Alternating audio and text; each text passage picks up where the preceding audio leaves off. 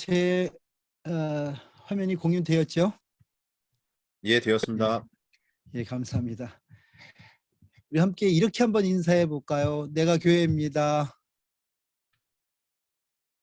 또 한 번 더 하늘 복 많이 누리세요. 예, 하늘 복 많이 누리세요. 예, 감사합니다. 우리는 이미 복 받은 자인 것을 여러분 믿으시기를 바랍니다. 우리가 받은 복을 누리지 못하기 때문에 우리는 우리 삶 속에서 부족함을 느끼는 것 같아요.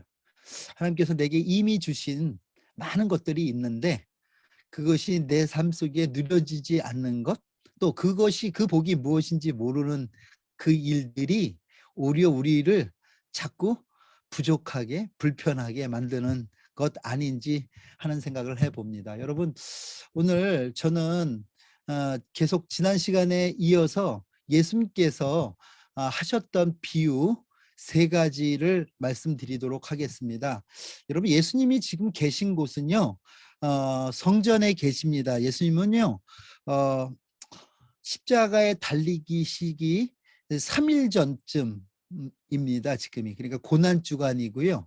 뭐 요일로 얘기한다면, 굳이 얘기한다면 지금 화요일쯤 성전에서 대제사장 또 바리새인들 그 외 종교 지도자들이 권위가 무엇이냐는 그 질문 앞에 예수님께서는 세 가지 비유를 통해서 그 대답을 하시는 것이 오늘 우리가 읽었던 본문의 말씀입니다.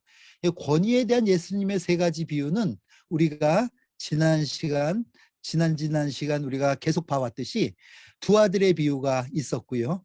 그 다음에 포도원 주인의 비유가 있었고, 그 다음에 오늘 혼인잔치 비유로 연결됩니다. 여러분, 이 비유를 우리가 한번 한번 다시 리뷰한다면, 여러분 혹시 이전 두 비유를 듣지 못하신 분들은 제가 번호로 11번, 12번 그 두 비유를 한번 다시 들어보시면 좋겠고요. 또 거기에 그것과 함께 오늘 세 번째 비유까지 이렇게 여러분들이 보시면 예수님께서 권위에 대한 생각이 무엇이구나 하는 것을 여러분 느끼시게 될 겁니다. 여러분, 이 비유의 다른 비유와의 어떤 특징들이 좀 있다면, 이 비유는 여러분 일반 제자들이나 아니면 예수님을 따르던 무리들에게만 한 얘기가 아니라 권위, 너는 어떤 권위로 이곳에서 말씀 전하는 일과 병 고치는 일을 하느냐 하는 종교 지도자들의 질문에 대한 대답으로 주셨어요. 그러니까 우리가 지난 시간에도 살펴봤듯이 이 비유가 이루어지고 난 다음에 제자들이요, 이렇게 죄송합니다. 종교 지도자들이 이렇게 생각. 그들도 그 말씀이 자기들에게 하는 얘기인 줄 알았다, 이렇게 얘기했어요. 그러니까 여러분, 이 비유 세 가지를 다른 비유와 섞어서 생각하면요, 굉장히 큰 혼란에 빠지고요. 여러분, 종래 우리가 오늘 읽는 이 혼인잔치 비유도 다른 비유와 섞어서 이해하면서 제가 볼 때는 앞뒤가 안 맞는 결론을 내는 경우를 제가 종종 왕왕 봤습니다. 제가 책도 몇 권 이렇게 여러 분들의 책들을 이렇게 읽으면서도 동일한 왜 그걸 그렇게 이해할 수 없었을까 하는 의문이 생겨요. 근데 그게 다른 게 아니라 첫 단추가 이것이 종교 지도자들에게 하셨다는 그 전제를 생각하지 않고 그냥 생각하니까 그렇게 되지 않았나 하는 생각을 해봅니다. 여러분, 두 아들 비유 우리가 이미 살펴봤지만 뜻을 돌이켜 회개한 큰아들이 바로 세리요 창녀라는 얘기를 했죠. 이 얘기는 무슨 얘기냐 하면 자기들이 자격을 가지고 하나님 앞에 서는 자, 하나님이 어떤 조건을 행위로 완성 혹은 행위로 성취하여서 그 나라의 백성 되는 것이 아니라 하나님 나라의 구성원은 용서받은 자가 구성원이다 하는 이 얘기를 하고 싶은 거죠. 그래서 여기에 세리란 얘기를 하는 것을 보면서 저는 지금 이 글을 쓰고 있는 마태가 자기 자신을 얘기하는 거 아닌가요? 하는 생각해 봤어요. 전에도 제가 말씀드렸듯이 마태가 준비된 자였습니까? 또 그 당시 도덕 윤리적으로 이스라엘 사회에서 많은 사람들에게 지탄받던 자 아니었습니까? 허용되는 자가 아니라 지탄받은 자 였던 세리였던 마태 자신이 하나님 앞에 설 수 있고 또 예수님의 부르심을 받아 제자가 되어 주님의 말씀을 기록하는 것은 전적인 하나님의 은혜, 긍휼이었다는 것을 자신도 알기에 그가 그렇게 기록하지 않나 하는 생각을 합니다. 두 번째 비유에서도 동일한 패턴을 가져갑니다. 여러분, 포도원 주인이 농부들에게 자기가 조성한 포도원을 맡기고 떠나며 세를 받고자 하는 그런 내용입니다. 근데 마찬가지로 이 농부들은 그 세 받으러 온 자들을 죽이고 또 그 다음에는 아들까지 죽이는 일을 하죠. 예, 이 일을 예수님께서는 건축자의 버린 돌이 모퉁이의 머릿돌 되셨다는 그 얘기, 즉 건축자의 버린 돌인 예수 그리스도를 중심으로 이루어질 새로운 공동체 오이코스에 대한, 즉 신령한 집에 대한 이야기를 얘기합니다. 그러면서 이어지는 얘기는 즉 하나님 나라의 백성이 어떤 자이며 긍휼을 얻은 자이며 그 긍휼을 얻은 자의 정체성은 왕 같은 제사장이고 택하신 족속이고 거룩한 나라며 소유된 백성이라는 그 정체성에 대한 이야기들이 이어지는 얘기가 바로 이 포도원 주인 얘기였습니다. 그리고 오늘 우리가 살펴볼 말씀의 그 마지막 비유도 제가 결론부터 말씀드린다면, 잔치에 청함을 받은 자들은 그 잔치의 초청을 외면합니다. 그러다 보니까 이 임금은 가서 내거리로 가서 악한 자, 선한 자, 어떤 병든 자 구별하지 말고 차별 없이 다 초청하라고 하고요. 또 그 초청된 자들 속에서 예복을 입은 자, 즉 천국을 위하여 택함 받은 자가 그 잔치에 참여하는 얘기들이 있습니다. 여러분, 이 세 비유를 제가 다시 쭉 정리하면서 이렇게 보니까 이 하나의 패턴이 나오는데 뭐냐면 그 세 비유에 두 부류의 사람이 등장하게 되고요. 우리가 당시 상식적으로 사회적으로 이 사람이라면 천국 백성 맞아 하고 생각했던 자들을 하나님께서는 그들이 아닌 저 사람 과연 천국 갈 수 있을까 생각했던 그들이 천국 백성이라고 말씀해 주시는 내용이 세 가지 패턴 속에서 계속 이어 나옵니다. 여러분, 이런 비유의 패턴들은요, 여기뿐만 아니라 여러분 우리가 잃어버린 드라크라마라든지 아니면 우리가 그 99마리 양이 아니라 잃어버린 한 마리 양, 그리고 잃어버린 아들 비유, 이런 식으로 예수님께서 같은 내용을 갖고 반복적으로 비유로 얘기해 주신 것이 성경에도 있기 때문에 이 비유 세 가지를 따로 떨어뜨려서 생각하기보다는 한 번에 같은 의미의 이야기를 중복적으로 점증적으로 이 비유를 통해서 하나님 나라를 설명해 주시고 계시다는 것을 여러분이 이해하시면 좋겠습니다. 즉 결론은 이거죠. 무슨 얘기냐 하면 하나님 아버지요. 두 아들의 비유에서는 아버지가 나오지 않습니까? 그 다음에 포도원 주인에서는 주인, 즉 그리고 그 다음에 오늘 우리가 살펴볼 포도원 혼인잔치 비유에서는 어떤 임금이라고 하는 아버지, 왕, 그 다음에 주인의 권위를 인정하는 자가 천국 백성이다 하는 얘기를, 이 권위를 인정하는 자가 천국 백성이다 하는 것을 예수님께서는 세 가지 비유로 얘기해 주셨다는 거예요. 그러니까 이 세 가지 비유 모두 권위에 대한 설명이시지 어떻게 하면 천국에 들어가냐 하는, 천국에 들어가는 방법이나 어떤 사람이 천국 백성이 된다 하는 조건의 얘기는 아니라 하는 것을 여러분 기억하시기를 바랍니다. 우리가 이런 선제적인 이해가 없이 이 비유를 읽게 되면 우리는 혼인잔치, 천국 혼인잔치, 이런 우리가 종래 알고 있는 우리의 선입관에 가려갖고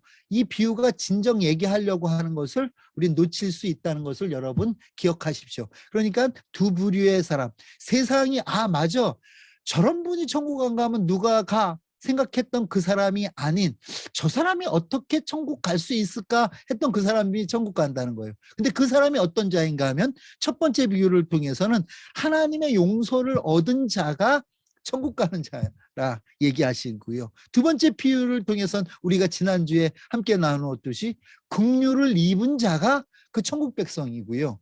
세 번째는 택함을 받은 자가 천국 백성이라는 거예요. 이 얘기의 합은 무엇이냐면 인간의 노력이나 개인의 어떤 행위가 우리를 천국 백성 만들 수 없다를 예수님은 이 비유를 통해서 이야기하고 계시고, 이것이 바로 우리가 꿈꾸고 바라는 천국의 속성입니다. 여기서 제가 하나 더 말씀드린다고 하면, 제가 오늘 하늘복 누리세요 이런 얘기를 했어요.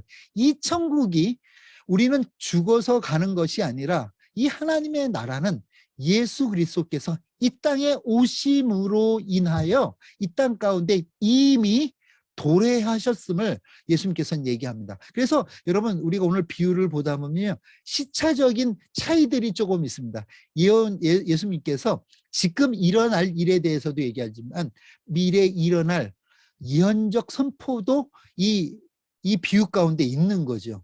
이게 같이 공존하고 있다는 것을 여러분 기억하시고 지금부터 한번 보도록 하겠습니다. 여러분, 이 천국은 마치 하고 나오는 이 세 번째 비유는요, 천국을 의인화했다는 것을 여러분 기억하시기를 바랍니다. 마태복음 22장 1절 2절입니다. 예수께서 다시 비유로 대답하여 이르시되 천국은 마치 자기 아들을 위하여 혼인잔치를 베푼 어떤 임금과 같으니. 네, 여기 보면 다시 비유로 대답하셨다 하는 표현이 있습니다. 대답하셨다는 것은 어떤 질문이 있어야 질문에 대한 대답이잖아요. 그러니까 이 질문이 뭡니까? 너가 어떤 권위로 성전에서 가르치는 일을, 또 병자 고치는 일을 하느냐 하는 질문에 대한 대답이라는 것을 여러분들이 선제적으로 이해를 하셔야 되는 거죠.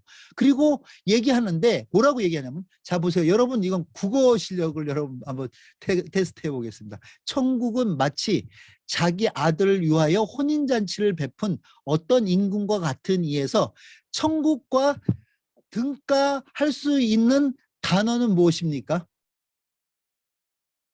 뭐가 천국입니까? 여기서 마이크 끄시고 빨리 대답해 주십시오. 마치는 분은 제가 혼인잔치요? 혼인잔치 혼인잔치. 예, 이게 임금? 함정인데 어떤 임금? 어떤 예, 임금?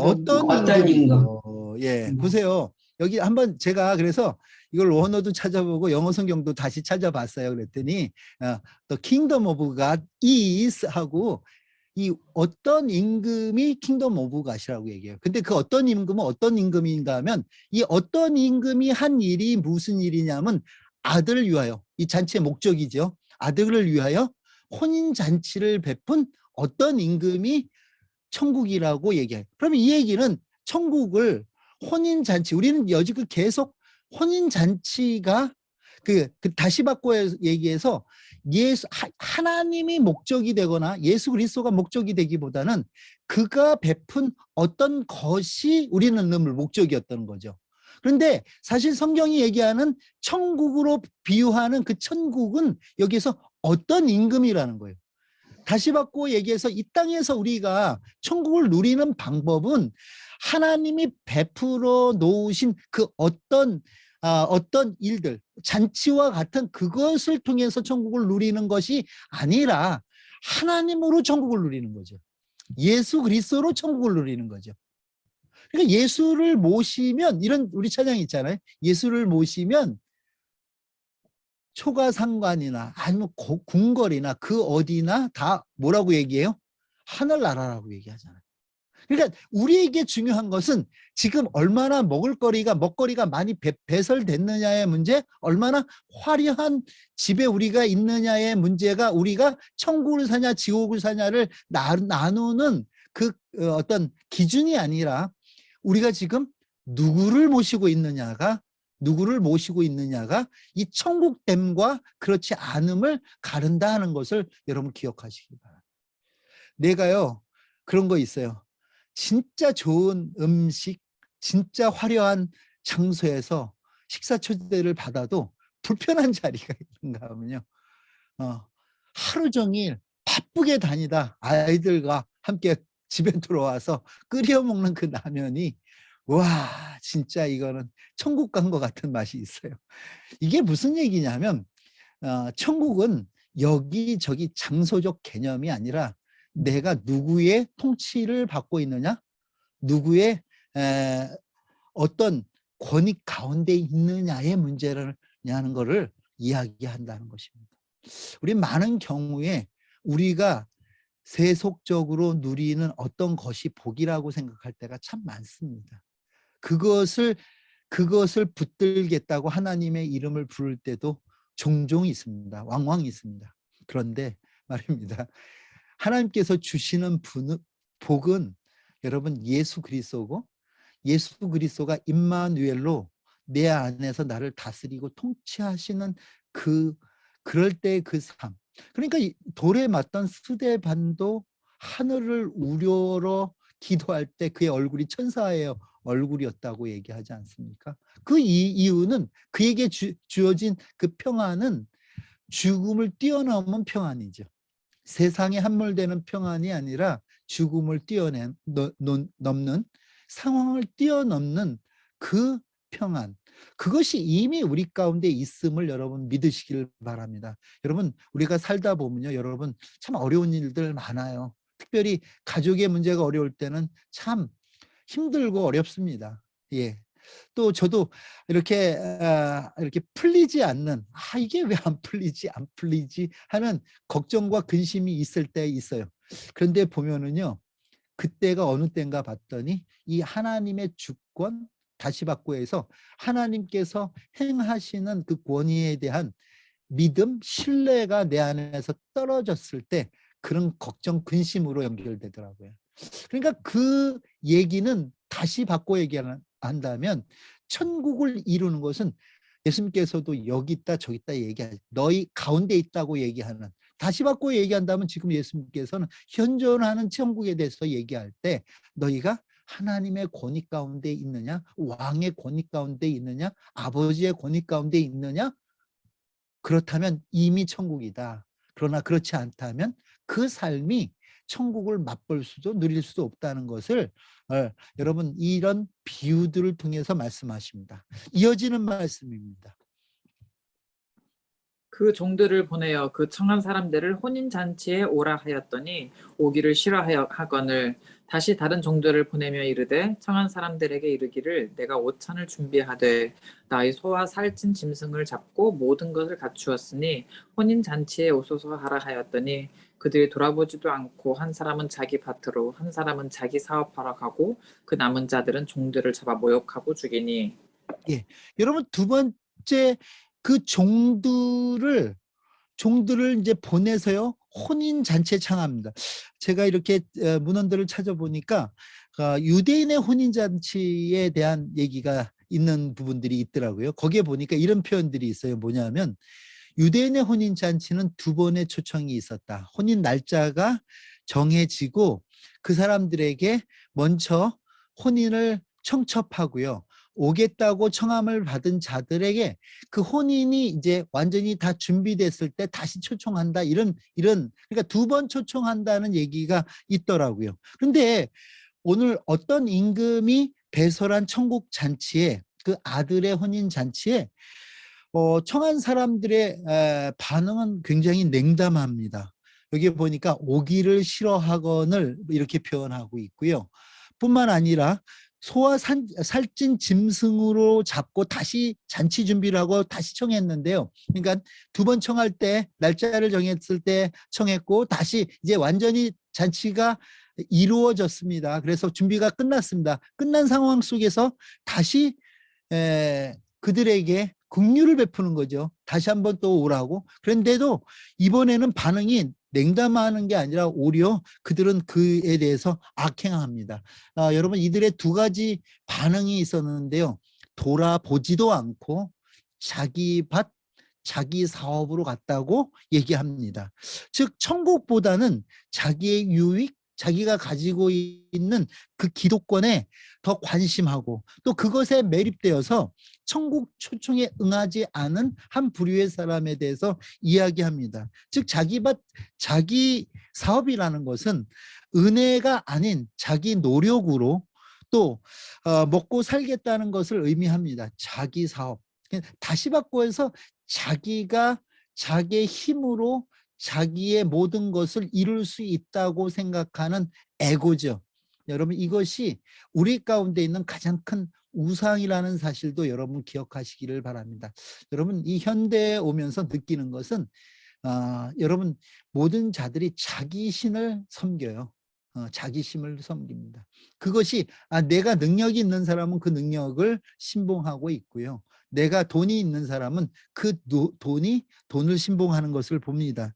여러분 그러나 이 지금 배설된 천국의 잔치는요 그런 자들을 위한 것이기보다는 자기 노력이 아니라 하나님의 은혜로 살겠다는 그 은혜와 긍휼의 초청에 응한 자의 것이라는 것을 말씀하고 계십니다. 여러분 이 초청에 응하는 자는 자기 자신이 아니라 하나님이 왕된 자, 하나님이 주인 된 자, 하나님이 아버지 된 자가 그 아버지의 부르심에 쫓아가는 그것이 바로 이 천국임을 그 천국의 속성임을 예수님께서 이야기하십니다.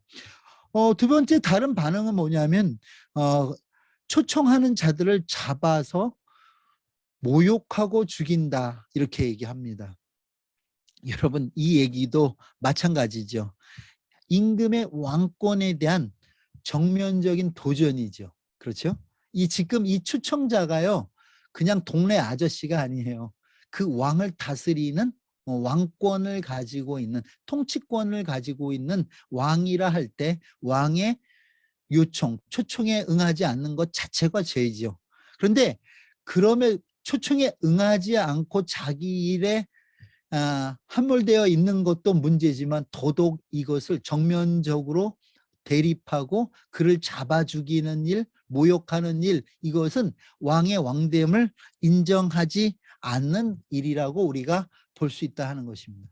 그러니까 이런 반응을 왜 얘기하셨냐 하면 지금 이 얘기를 듣고 있는 종교 지도자들의 모습이 마치 자기 이권에만 몰입하여 있는 자뿐만 아니라 자기의 이익을 위하여 그 보내심을 받은 종이라도 죽여서 그 자기의 이익을 취하고자 하는 자. 이 얘기를 예수님께서는요 성전 정화, 같은 맥락 속에서 있는 성전 정화 사건에서 바로 강도요 너희들이 강도의 소굴이다 하는 얘기를 하셨습니다. 이 얘기는 그 당시 예수님의 이 말씀을 듣고 있었던 청자인 바로 종교 지도자들을 비유하여 얘기한 말씀이라고 볼 수 있습니다.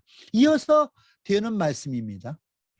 임금이 노하여 군대를 보내어 그 살인한 자들을 진멸하고 그 동네를 불사르고 이에 종들에게 이르되 혼인 잔치는 준비되었으나 청한 사람들은 합당하지 아니하니. 예, 저는 이 말씀 보면서 이런 끔찍하다는 생각을 들었어요. 아니 제가 예를 들어 제가 저희 아이들 혼인잔치를 결혼식을 하고 청첩을 했는데 안 왔다고 군대 보내서 죽이고 너무 잔인한 거 아닌가. 이제 우리가 생각하면 이런 식의 정도, 야 이건 너무 우리가 일상에서 볼 수는 없는 그런 얘기를 하시는 거 아닌가 하는 얘기를 하지만 사실상 이거는 우리는 지금 왕권 가운데 살지 않는 민주주의 사회 속에서 삽니다. 그러니까 우리가 행하는 일들을 우리 스스로 결정하여 살아갑니다. 그러니까 이게 과하다는 생각을 하지만 왕권 가운데 있던 그런 거 아닙니까? 소크라테스도 사약을 받으면서 그렇게 얘기한 겁니다. 악법도 법이다 얘기했고, 우리가 사극들 보다 보면 사약받던 사람들 대개 그것을 왕의 명령 앞에 그 사약을 먹고 스스로 죽지 않습니까? 이런 얘기들은 그 왕의 권위, 이것이 어긴다는 것은 그 나라 백성이 아님을 이야기하는 거기 때문에 여러분 이런 일들이 이제 성경상에도 이렇게 기록되는 것은 당시 왕권 가운데 있었던 그 상황입니다. 그런데 우리가 지금 이야기하고 있는 하나님 나라, 이 하나님 나라의 이야기도 마찬가지라 하는 것입니다. 하나님 나라라 할 때 우리는 하나님의 통치하심과 다스림 속에 있다는 것을 여러분 기억하시기를 바랍니다. 그 다스림 속에 있는 그것은 우리는 그동안에 우리가 경험했던 왕들은 우리를 착취하고 우리를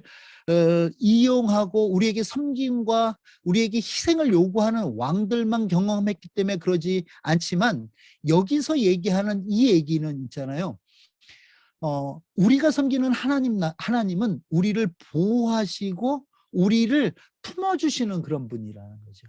근데 그런 의미에 있어서 이 하나님의 왕권을 인정하지 않는 아담이 에덴으로부터 여러분 쫓겨난 것과 마찬가지로 하나님의 권위를 인정하지 않는 자, 이 자는 하나님 나라 밖의 사람이라는 것을 얘기하는 거죠. 그래서 여기서 임금이 노하여 군대를 보내고 그 살아난 자들을 진멸하고 그 동네를 불사르고 하는 이 얘기들이 여러분 역사적으로 이스라엘 가운데 예수님 승천 이후 약 40년 후에 역사적으로 일어납니다. 우리가 잘 알고 있는 로마 장군 티투스에 의해서 이 지구상의 이스라엘이라는 나라가 1945년 다시 그 나라의 국호를 세우기 전까지 이 이스라엘이라는 나라는 이 지구상에서 없어지게 되는 거죠. 그 흩어진 자들을 디아스포라라고 우리가 부르는 것이죠. 여러분 이 얘기가 제가 마태복음 23장 27절에서 39절을 요 얘기는 예수님께서도 이 예루살렘을 가지고 한탄하셨던 얘기인데 여러분 이것은 다음 23장 지금 22장을 보니까 시간쯤 우리가 볼 수 있는 말씀인데 미리 한번 가져와 봤습니다. 37절입니다. 예루살렘을 보시고 한탄하시다. 예루살렘아 예루살렘아 내게 보낸 예언자들을 죽이고 돌로 치는구나. 암탉이 병아리를 날개 아래 품듯이 내가 몇 번이나 내 자녀들을 모아 품으려 하였더냐. 그러나 너희는 원하지 않았다. 보아라 너희 집은 버림을 받아서 황폐하게 될 것이다. 내가 너희에게 말한다. 너희가 주님의 이름으로 오시는 분은 복되시다 하고 말할 그때까지 너희는 나를 다시는 보지 못할 것이다. 이 얘기가 여러분 예수님 승천 이후 한 약 40년 후에 실제적으로 이스라엘 가운데 이루어지는 것을 우리는 역사를 통해서 볼 수 있었습니다. 그렇다면 예수님께서는 다시 비유 속에서 네거리 길에 가서 만나는 대로 혼인잔치에 청하라 얘기하십니다. 22장 9절입니다.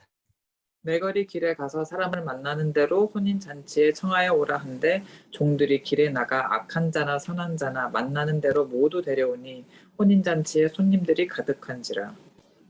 예, 여기에 보니까 여러분 다시 이제 혼인잔치에 들어가는 자의 한 부류가 나오는데요. 그 부류는 어떤 자냐면 악한 자, 선한 자. 이 얘기는 선악의 기준을 가지고 모은 자가 아니라는 얘기예요. 그렇죠?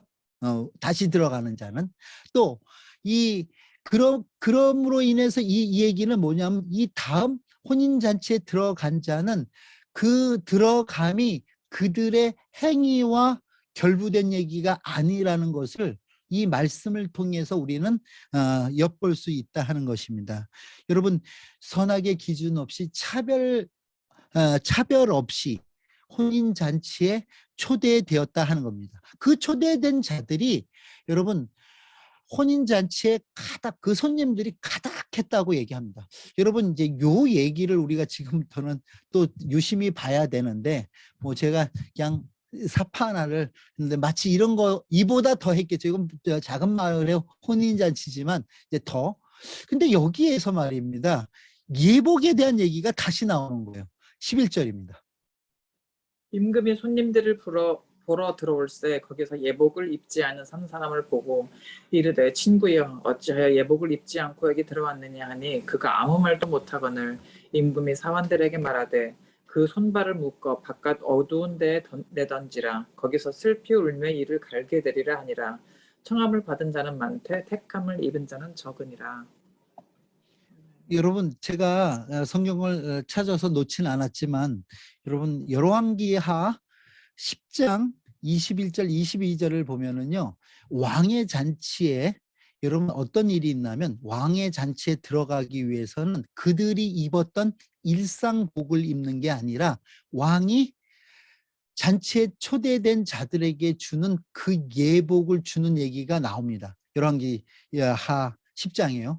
이 얘기는 무슨 얘기냐면 지금 여기에 갑자기 예복이란 말이 등장하다 보니까 여기서 이단들이 많이 생기는 거예요. 여러분 이렇게 보면 무슨 안상홍 뭐 이런 분들 계시죠. 또 뭐 그 외 여러 이일 때 천국 혼인 잔치 얘기하면서 예복을 준비해야 된다 이렇게 우리를 현혹하면서 갖은 여러 가지 사설들을 붙여 우리로 하여금 우리를 위협하고 또 우리로 하여금 우리를 미혹하는 얘기들이 여러분 이단들이 굉장히 많아요. 근데 그 얘기들이 다 예복 준비하는 얘기. 그래서 여러분 예복 준비하셨습니까? 이런 얘기하면 난 예복이 있나? 이런 생각이 들 수도 있지 않겠습니까? 어떤 예복을 준비하지? 근데 이 예복은요 왕이 준비하여 입힌 옷입니다. 저는 부분을 이렇게 한번 설명해 보면 어떨까 싶습니다. 제 아들 여기도 있는 제 아들이 패션 디자인을 전공하는 아들이 어느 날 저에게 얘기했어요. 아빠 왜 옷이 생겼는지 알아? 그래서 제가 얘기했죠. 이거 옷에 부끄러움을 가리기 위한 거지. 그랬더니 아니래. 죄 때문에 생겼다고. 그러면서 자기 브랜드 이름을 신으로 하겠대. 제가 신승철 아닙니까? 그래서 SIN. 그리고 그 로고까지 만들어 갖고 저한테 보여주셨어요. 그러면서 얘기를 하는 것이 야, 그래도 그렇지 그 가슴팍에다가 신 하고 다니는 건 좀 그렇지 않니? 그랬더니 아빠 잘 보라는 거예요. 보니까 SIN에 옆을 한 줄을 그으면 그 가운데 십자가가 있는 거예요. 그러면서 이렇게 표현하는 거예요. 죄는 예수 그리스도의 십자가로만 가린다. 제가 이 얘기를 길게 하면 오늘 안 되니까 여기까지. 그 얘기를 하면서 저한테 이런 얘기를 했어요. 죄 때문에 옷이 생겼다. 그래서 제가 그 아이에게 이런 예언을 해줬어요. 너가 앞으로 살 때 엄청나게 많은 죄를 질 거야. 예언입니다. 지금도 계속 짓고 있습니다.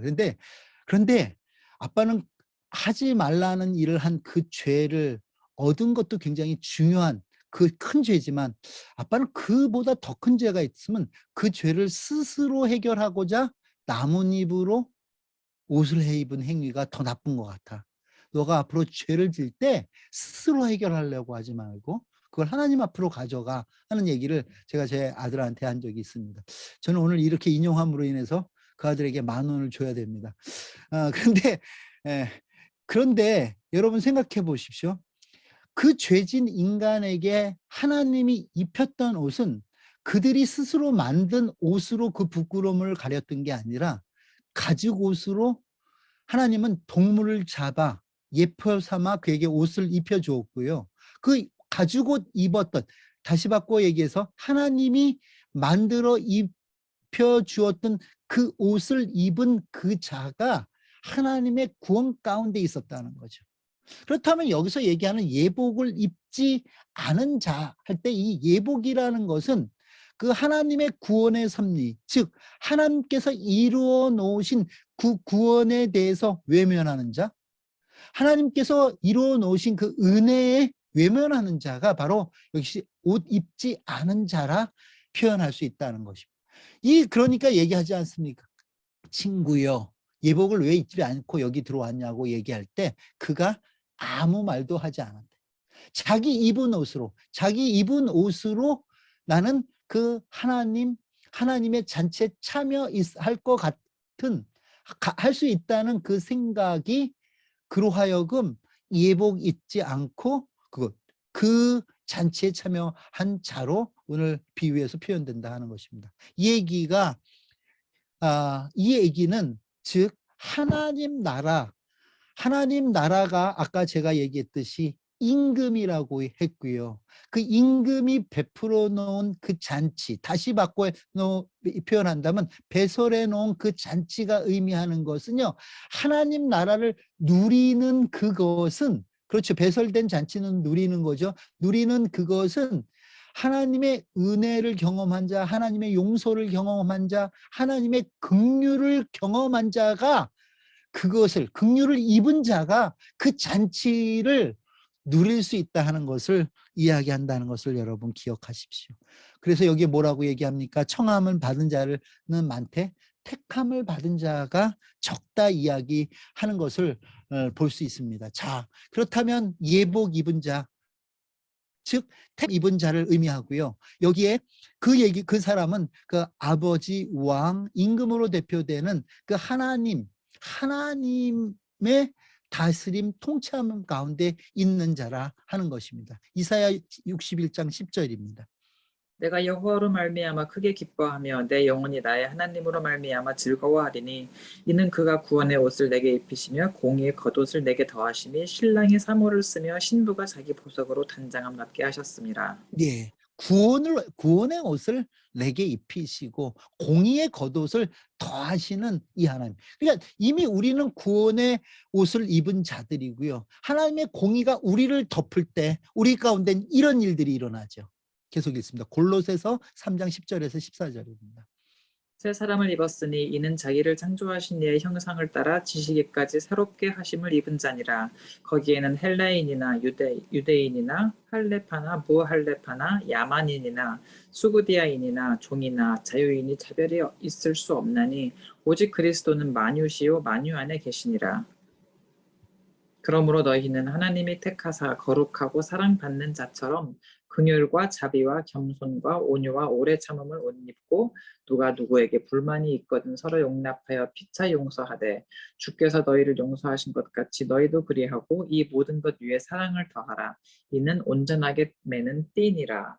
아멘. 우리가 전에 용서에 대해서도 얘기할 때 그랬지 않습니까? 우리는 내가 용서받았으니까 누굴 용서하는 것도, 그다음에 또 내가 남을 용서해야 나를 용서해 주시는 이런 얘기가 아니란 얘기 했잖아요. 우리가 이 땅을 용서받은 자로 살아가야 된다는 얘기를 했던 그 용서가 어디에서 비롯되냐 하면 바로 이 공의의 겉옷을 입은 자들, 하나님께서 입혀주신 구원의 옷을 입은 자들이 그 일을 할 수 있다는 거죠. 자, 요한계시록 19장 7절 8절 읽고 마무리하겠습니다. 우리가 즐거워하고 크게 기뻐하며 그에게 영광을 돌리세. 어린 양이 혼인 기약이 이르렀고 그의 아내가 자신을 준비하였으므로 그에게 빛나고 깨끗한 세마포 옷을 입도록 허락하셨으니 이 세마포 옷은 성도들의 옳은 행실이로다 하더라.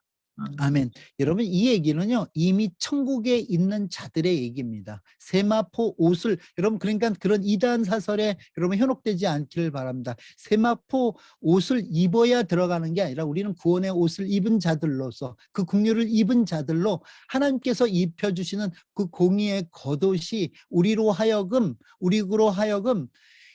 그 나라를 누리게 한다 하는 것이라는 것을 여러분 기억하시면서, 바라기는 여러분 그 권위, 즉 아버지의 권위에 순종하여 아버지의 뜻을 따라갔던 그 아들, 또 여러분 그 주인의 권위를 따라 살았던 그 자들, 그 농부, 또 마지막으로 오늘 우리가 보았듯이 임금의 그 예복, 그가 베풀어 놓으신 그 택하심의 예복을 입은 자로 이 땅을 살아갈 때 하나님께서 그 하늘에서 우리가 누릴 하나님의 나라를 이 땅 가운데서도 동일하게 누리며 살 수 있다는 그 우리에게는 위로의 말씀이고, 그 당시 종교 지도자들에게는 이 얘기를 통해서 그들의 심판과 멸망을